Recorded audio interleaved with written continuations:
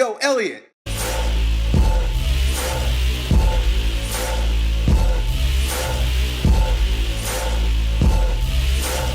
Hey, so our buddy Paul wants to know what are the best exercises or the best way to build up a huge upper back. So he's talking about the traps, right? Of course, Elliott Hulse has huge traps, rhomboids, posterior delts, erectors, so on and so forth. He wants to know how to build a big, massive fucking upper back. I can tell you, dude, my upper back grows the biggest when I'm doing strongman exercises, when I'm training for strongman. And I can tell you the exact exercises so that you could mimic them on your own, and then I'll give you a few different ideas about how you can do it if you don't have strongman equipment. The thing with strongman is you're always picking shit up off the floor.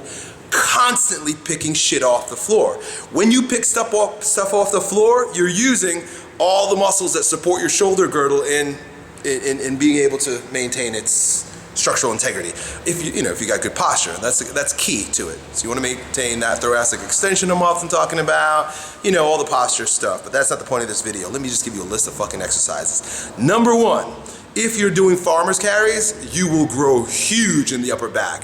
Not just the traps, but your rear delts, your rhomboids, picking that heavy shit off the floor, because mind you, most of the time farmer's carries are like 200, 300 a hand. If you're doing 200 a hand, that's 400 fucking pounds. You pick that shit up off the floor, you don't have to shrug it. Just holding it, that bracing and that time under tension of the bracing of the shoulder girdle is gonna build a huge fucking upper back, dude. Farmer's carries, hands down. If you don't have farmer's bars, grab the heaviest dumbbells in your gym and start working on doing it for time. Do you understand? So grab heavy dumbbells, tell your buddy or yourself, look up at the clock and say, boom, I'm gonna go for 30 seconds. And you just go for 30 fucking seconds. And you work on building up the volume through the time with that particular weight. I mean, you could do nothing else and your traps and upper back are gonna be fucking huge. But we'll move on. Power cleans, obviously, because they're like deadlifts, but they go one step further where you have to actually shrug the weight up. So Olympic lifts are going to build your upper back. These are all performance exercises. I'll get to the bodybuilding stuff in a moment. Power cleans, and of course, flipping tires, lifting stones, lifting sandbags, lifting kegs. They all, just because of the pure volume of doing strongman exercises, lifting shit off the floor, your upper back is going to be massive. Look at like old Bill Kazmaier videos. Bill Kazmaier's fucking upper back was ridiculous. Strongman, dude. I mean, the guys with the biggest upper backs are usually in strongman. Even powerlifters don't grow that much because they're doing lots of volume on the deadlifts. But shit, where we're like holding things close to us, like Husafelt stones and lifting it up like this when we do the Atlas stones and kegs where we're like this. Watch some of my strongman videos when I was competing, or just look at these things. I mean, it's all fucking upper back. One thing that I used to tell people before they trained at my gym, because they wanted guarantees about what kind of results they would get, I'd say two things I can guarantee. A big, thick neck, which is basically upper back up into your head, and strong hands, because we pick shit up off the floor. Right? Can't stress that enough. Now, deadlifts are going to support you. Bent over rows are going to support you. Face pulls, seated rows, anything that you're doing this way, really.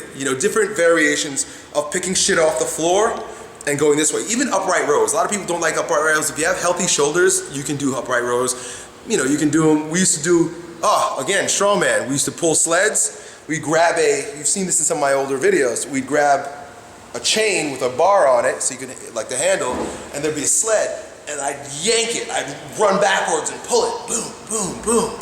So that looks like a face pull. It looks kind of like an upright row, and that's, those are the movements. But really, essentially, the movement is picking shit off the floor and pulling things up to your face.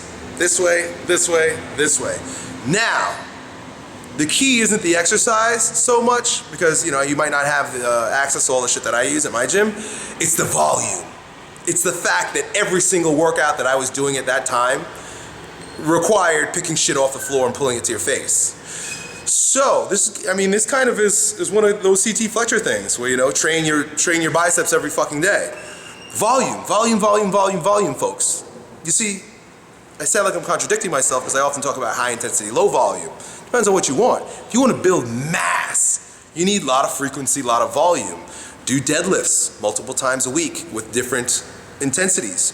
right? Do power clean some of those days. Do shrugs some of those days. I never do shrugs, but do shrugs some of those days. Do farmer's carry some of those. Every single day, do something that adds to your upper back in different ways with different parameters, you see?